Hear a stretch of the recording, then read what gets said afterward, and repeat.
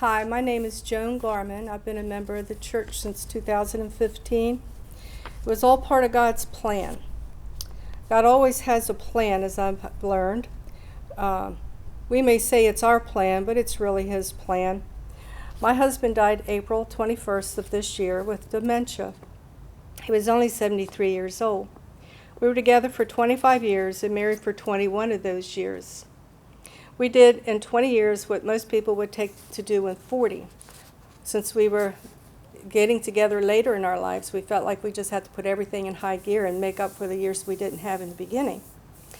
So we made a plan to retire at age 50, and we traveled, we camped, went all over the States and some into Canada. We did that for about 6 years or so. And then in 2005, we followed the grandkids to Florida. We bought a ranch, a 20-acre ranch, not too far from the villages. And my husband, he loved being on the ranch and working all that. I went back to work full time, and it kept us busy for sure. So we lived on the ranch, and he was diagnosed in 2013. So we moved there in 2005. 2013, he was diagnosed with dementia. And that's when our lives really changed. We thought we had a plan, but really God had a plan. We were able to cram in a few trips before the dementia started to take over our daily lives. Some things became impossible to do. The support group here at the church saved my life. I learned so much from them. How to handle what was going to come next, how to handle what was going on now. And then, of course, the group of Bible study folks, they were just wonderful too. Very supportive. So I had lots of support around me, and I think that's really important for anybody going through this journey. You need support from people around you who love you and understand you. And, of course, you need God. So in 2017, for those 7 years, I took care of my husband at home. And then in 2013 and 2017, it was time for him to be placed. I could no longer do that at home on the ranch, take care of that, and take care of him. So God helped me make that decision. He helped me find the place that was perfect for him. I knew when I walked in that building, this is the place for him. Went to several, visited a few. But when I walked in there, it just felt comfortable. I felt, yep, this is the place. So I started taking him there for daycare in the beginning. So he could get acclimated, and they could get to know him. He could get to know his surroundings. And then I even got a room reserved for him, and we set up a bed, and I said, you can take your nap here. This is your room. This is going to be your new apartment. You have your own bathroom. So he did that, and mostly at that point, at that stage of the disease, he just wanted to watch television. So he did a lot of just watching television, but not in his room, out in the family area where there was interaction with people, whether he could take part of that or not. It was still, there was something going on, and not just isolated in the room. So as a few years went by, he was there for 3 years and, about 3 years, 2 years and 7 months.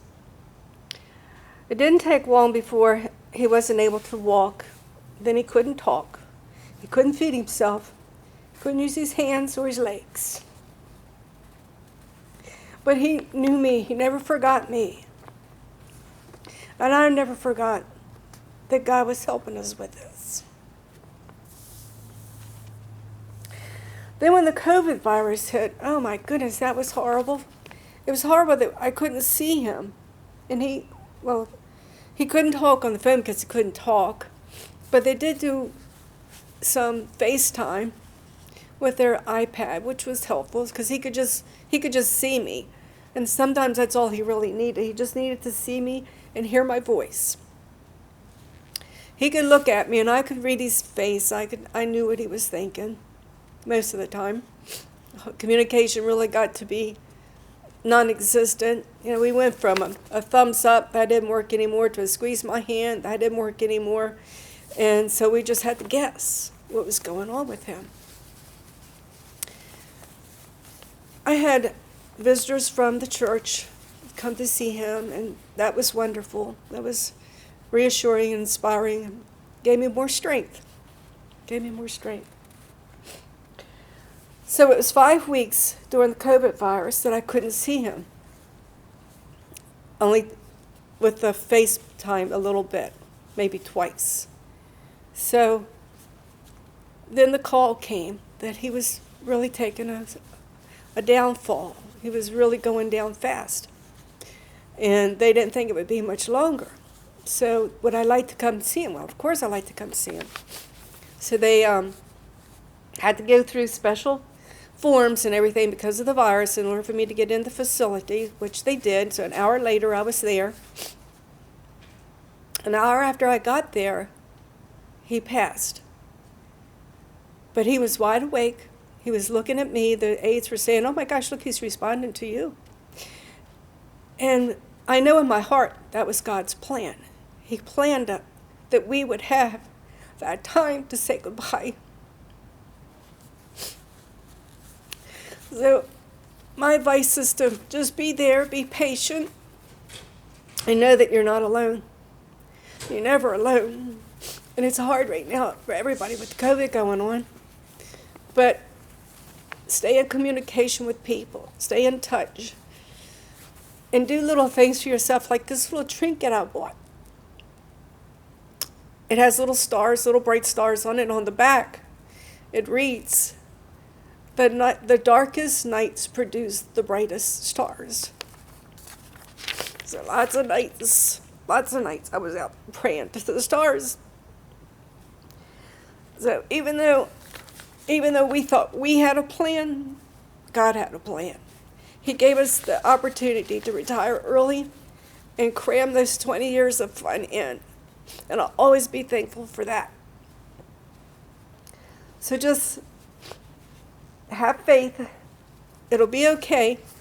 Sometimes we don't know God's plan until we can look back and say, that was God's plan, not my plan. I know that now. So that's my story, that's my journey.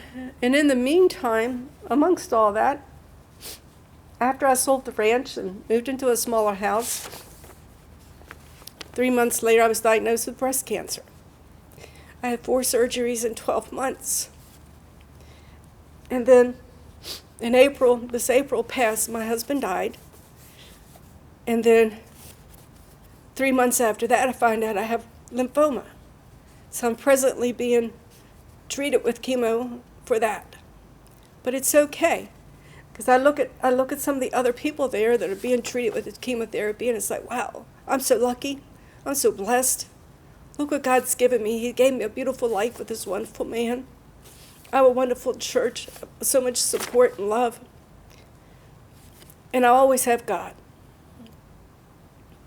So it'll be okay, but stay in touch. You're never forgotten.